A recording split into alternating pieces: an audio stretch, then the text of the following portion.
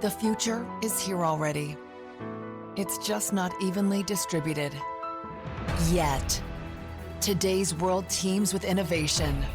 The nexus of hardware, software, and human ingenuity promises a revolution in possibilities. What does tomorrow look like? Witness Future Proof. How can data help banks build better relationships with their customers? Well, lots of different ways. And these days, thanks to APIs, application program interfaces, banks can tap into a tremendous wealth of information about their customers. This helps them understand which products and services will work best. It's a new day in banking thanks to data. Here we go.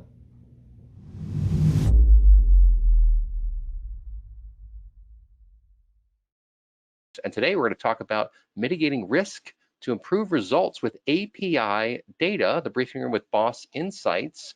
Yes, indeed. Here are today's speakers. Yours truly at top.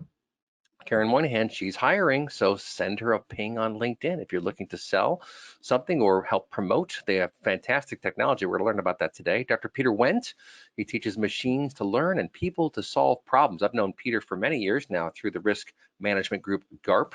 He and I spent many years broadcasting webinars all about risk management. And I can tell you this, the more clean, accurate data you can bring into a particular view, the better off you're going to be.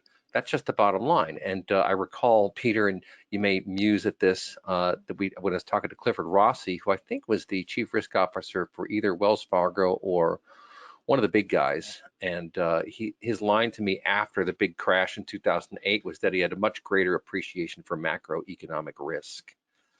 Right. So the point being, you can see your own world and your own data, you can understand that, but that doesn't mean you see the freight train coming down the tracks towards you to knock your car sideways. Well, we don't want that. So that means we want more data, and there's data everywhere these days. There are lots of companies doing really cool stuff with API delivered data. That's what we're going to talk about. So I came up with a metaphor, and here it is. So what are we looking at? Looks like the night sky. That's about right. That's what it looks like. That's what it is. But what is it really? What's beneath that? And I remember seeing those 3 stars in the middle there a long time ago and being quite fascinated by them. In fact, years before I learned what it actually was. But my metaphor is to a prospective borrower. So a bank is looking at their data. This is what the borrower's data looks like as they talk to them. Historically, it'd say, well, that 1 star is way up north and these 3 are in a line. Okay, looks pretty good. Let's give them a chance. But really, that's not a very educated guess, is it? That's just a guess. It's a hopeful thing. So here's another view of the same information, but oh, this is more of an astronomer's view. So someone spent some time building on a map of these different stars, and we can understand, oh, look at that. You've got Gemini, Taurus, Orion. Oh, Taurus. Okay, so these are probably constellations we're looking at. So we have a lot more information here. You can see we have a much more clear picture of what we're actually looking at than we did just a moment ago.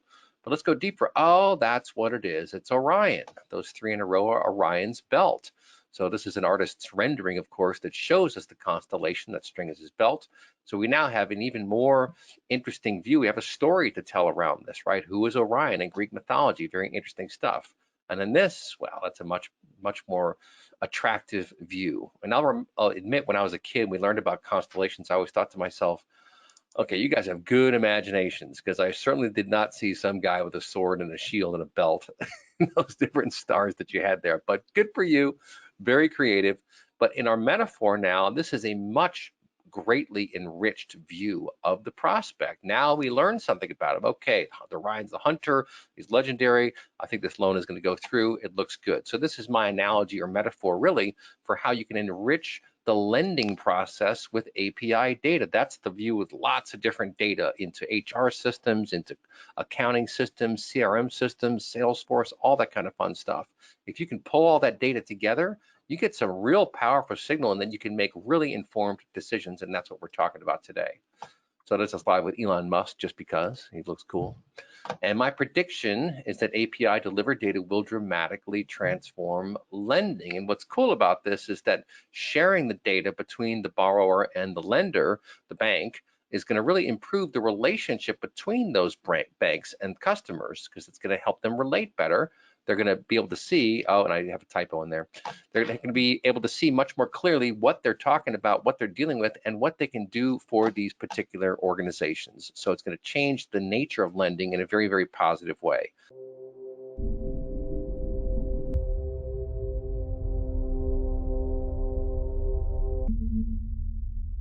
We'll be tweeting. All right. So here we are, and I'm very thrilled about today's opportunity.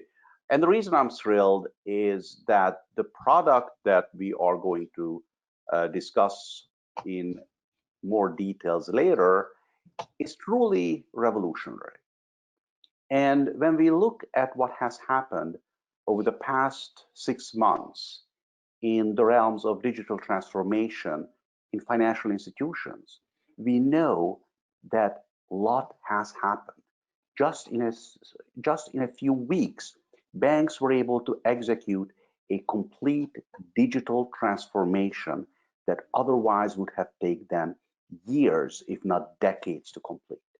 And the reason is, if there is an opportunity that can, or a threat in our case, that can fundamentally alter the way business is being done and business operates, any business that has the strategic understanding of its environment will capitalize significantly on its available resources, whether they're human resources, whether they're strategic resources. And today, more and more, we are focusing on the resources provided by digitalization and IT transformation.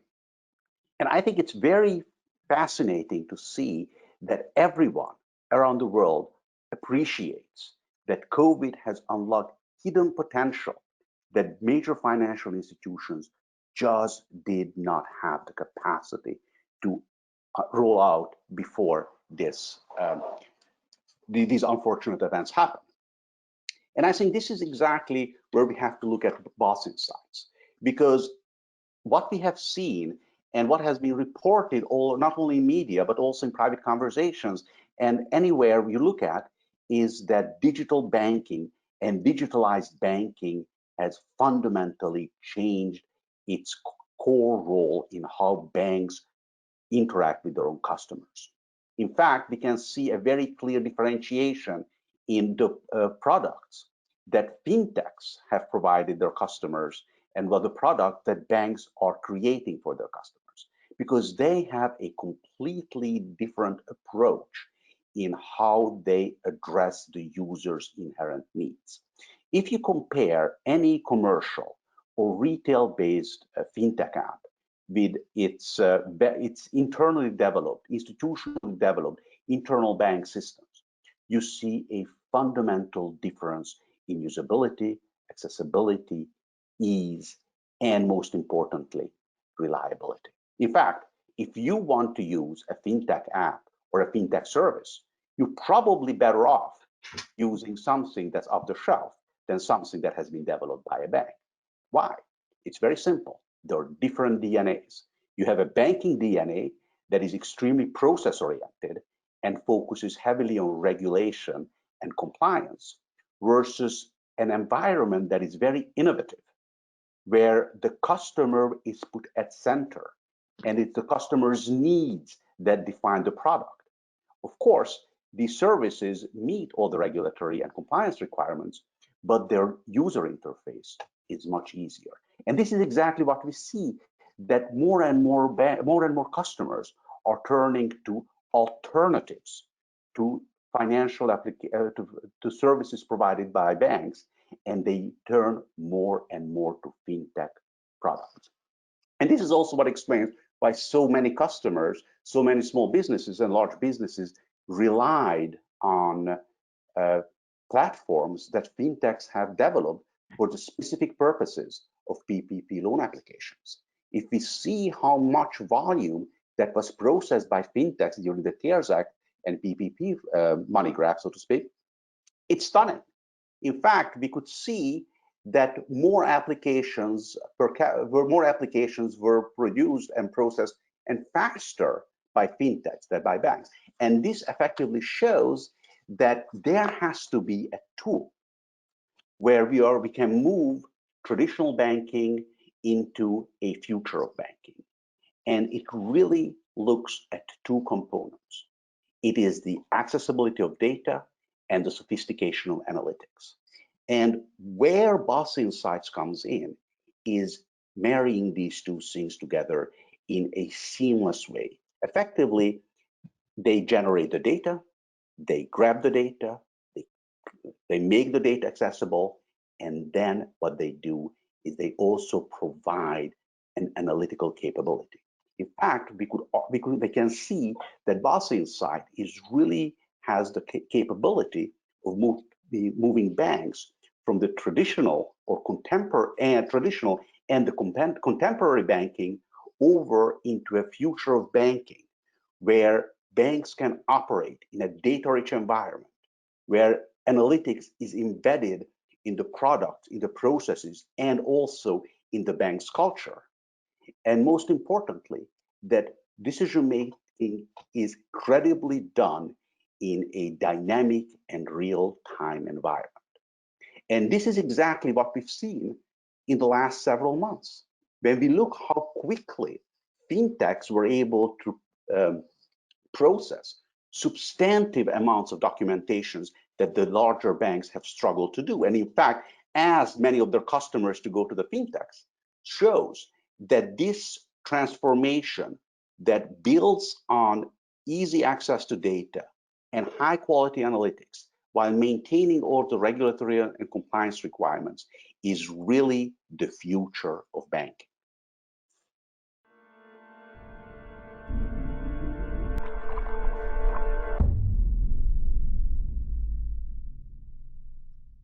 And Boss Insight has a role to play here. In fact, it can reduce your costs because we know that any process that is properly digitalized and properly processed on an automated basis can significantly reduce the bank's internal cost structure.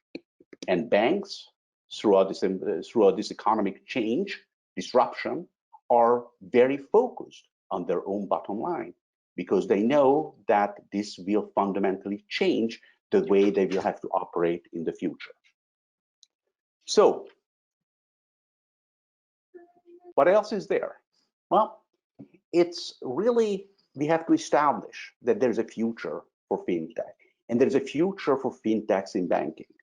And what we can look for is a cultural appreciation for low-cost acquisition of real-time data, and APIs and other tools are very, very helpful. Also, that it drives that ultimately it's analytics that will make a huge difference between banks' future profitability. And also the increased appreciation on the importance, on the strategic importance that decision-making can be made real-time based on good data, and it can be algorithmic, which means that the human interaction can be minimized to an extent that it makes economic feasibility for the financial institution. Ultimately, this will lead to elimination of jobs, but realistically, it will provide a better experience both for the banks and for their customers. However, there are a couple of stumbling blocks. Fintechs have a disadvantage that very few, only one so far, has gotten a banking charter here in the United States. That is a huge benefit to the incumbent large banks. There is always a regulatory resistance. We've seen this, and we are going to see this, that regulators move at a glacial speed, often for all the good reasons, sometimes not so good reasons, but often for all the good reasons. But also, most importantly, and this is where the risk management aspect comes in, that as more and more processes, businesses, decisions, and analytics that underpin these processes are becoming automated, we'll see more complex and interdependent modal risk management problems. In fact, what I foresee to see that many of the regulations that exist today when it comes to model risk management will have to change because they have to adapt to such solutions as Boss Insights, where a lot of the processes are under the hood and are automated. So how would that play out in the future? We don't know, but Keren is here and she'll tell us.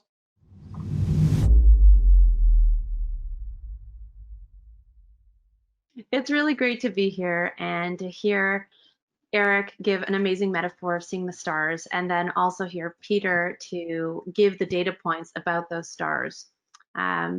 Because that's really what we're talking about. Creating a roadmap in order to empower the lenders of the world, to empower the businesses who so sorely need their help. And it's a really personal story for me and people at Boss Insights, because I was one of those bankers doing it the old-fashioned manual way. And when I talk with bankers today, there's so much that is still behind the scenes manual. You're hired to go and inspire businesses. And I will tell you that the manual, well, it stops you from getting there. So here I'm going to go through what we created, why we created it, who's been adopting it, and to get right into the weeds of how we have a much better star map to read the sky with, to know where we're going. So some of the greatest minds have been talking about how much there is to gain from digitization. And I don't know that digitization is a very inspiring word or a very specific word. We're really talking about everybody was sort of carrying things by hand, and then one person came up with a wheel, and then they pushed things in a wheelbarrow. That's really what we're talking about.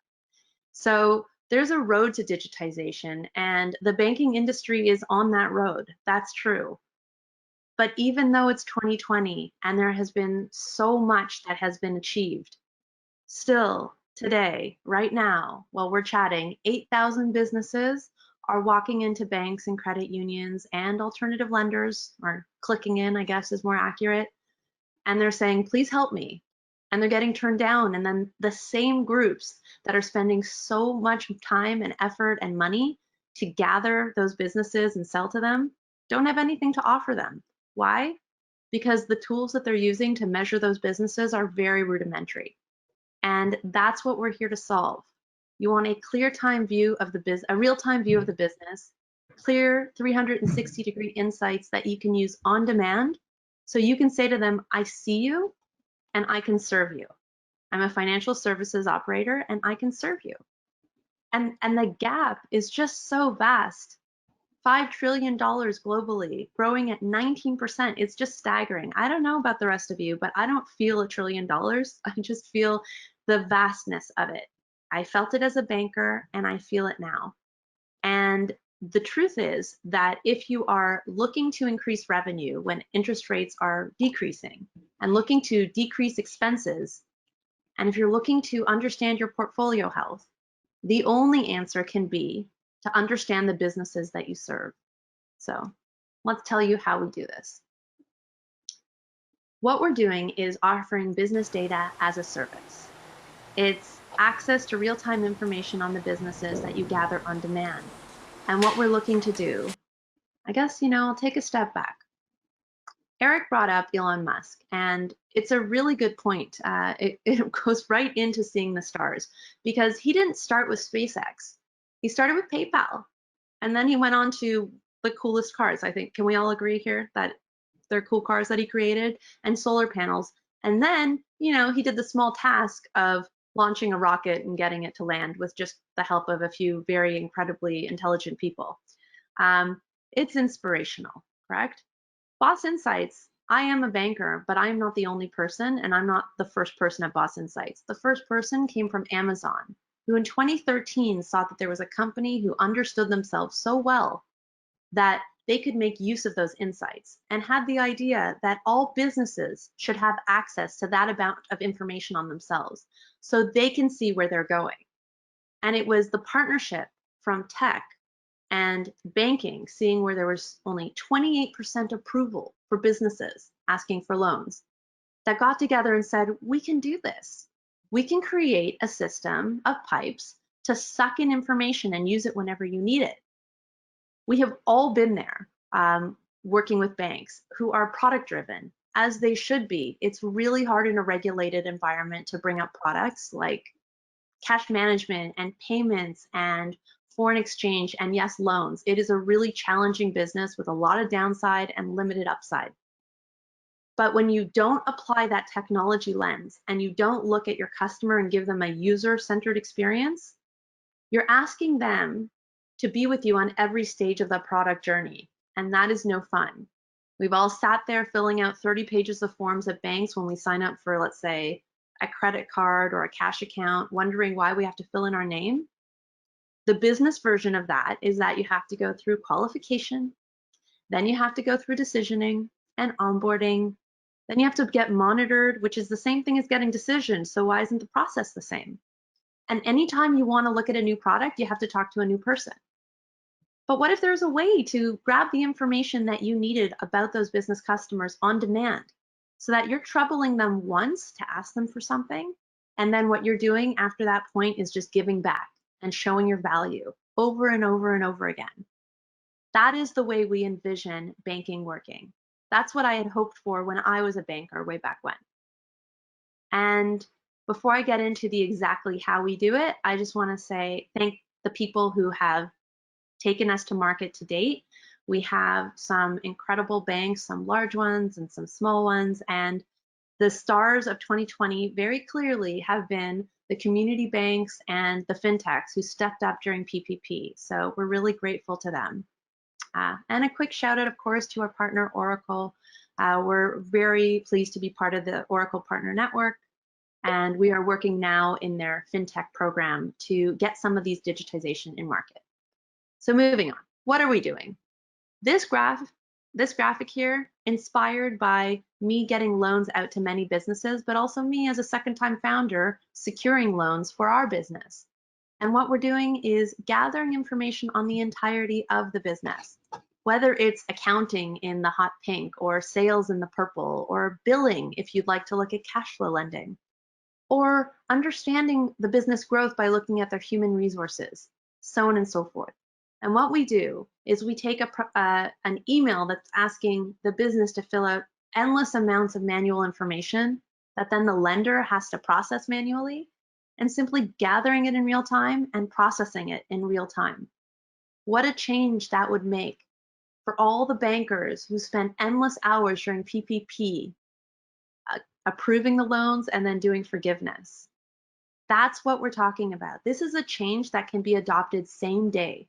There is no reason that any banker has to burn the midnight oil in order to see the stars any longer. And we're really proud to offer the widest breadth of APIs for businesses globally. We start with a really broad offering from accounting because lending, the bread and butter, is still understanding the financials.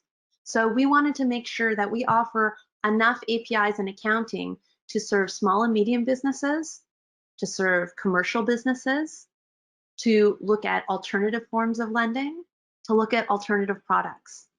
For those people who don't want to connect with an API, we make sure to offer a plugin so they can pull their documents off of their cloud system and send it in.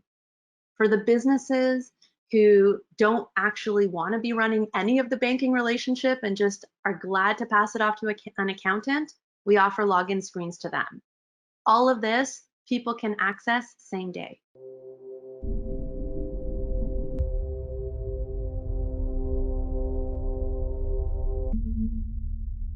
The next group that I wanted to talk about, and I won't go into every group, this is more a teaser to the APIs because if I went through the hundreds, it would be a snoozer, but payments is a huge category. Why?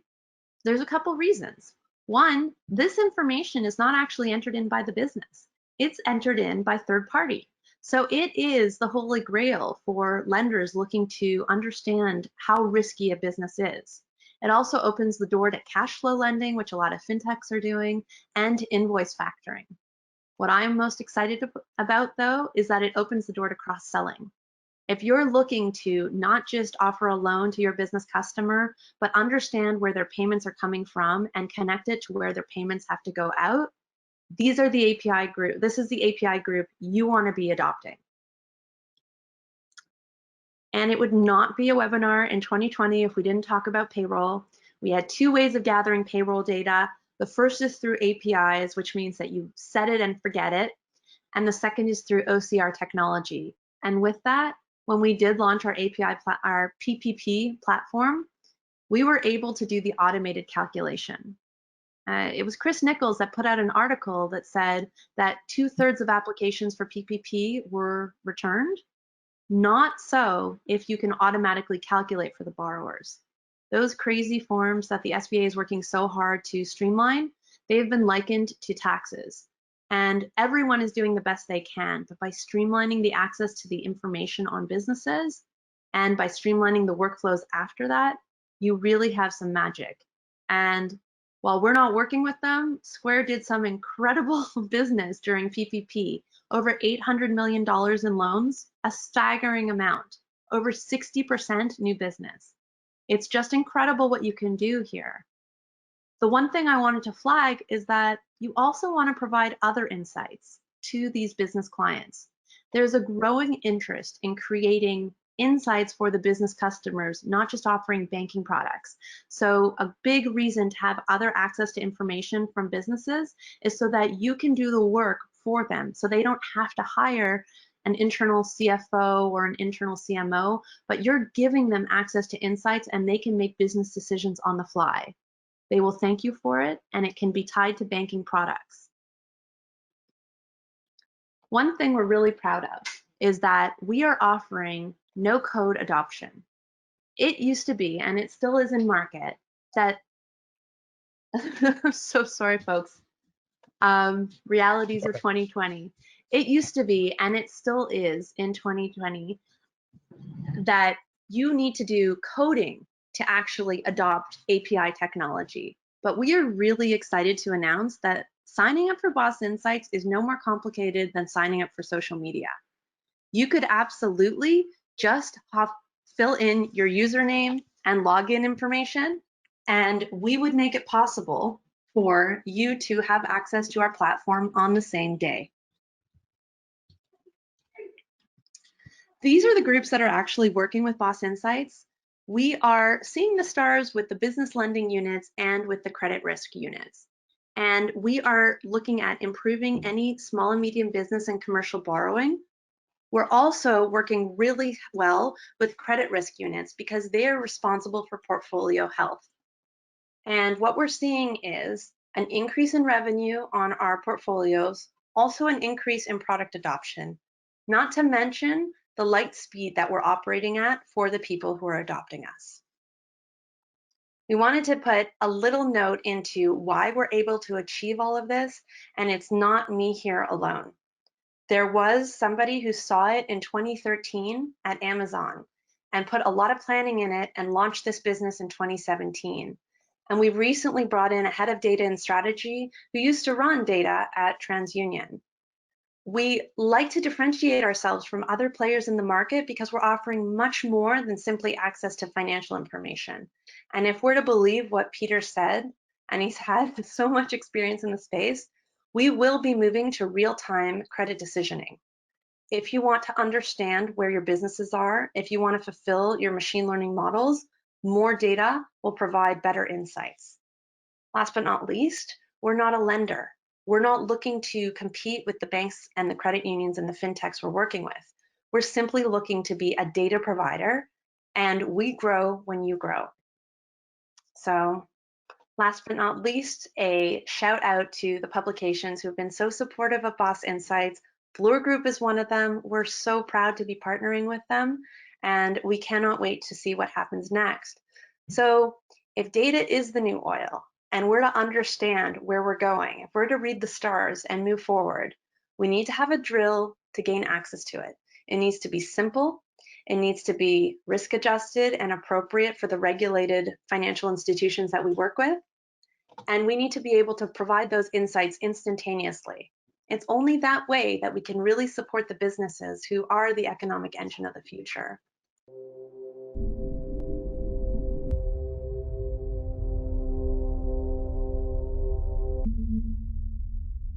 Great closing comments, folks. We do archive all these webinars for later viewing. If you want to be on one of these webinars, send me an email, info@insightanalysis.com. Check these folks out. Boss Insights, very good stuff. API data, it's going to change the world. We'll talk to you next time, folks. Take care. Bye-bye.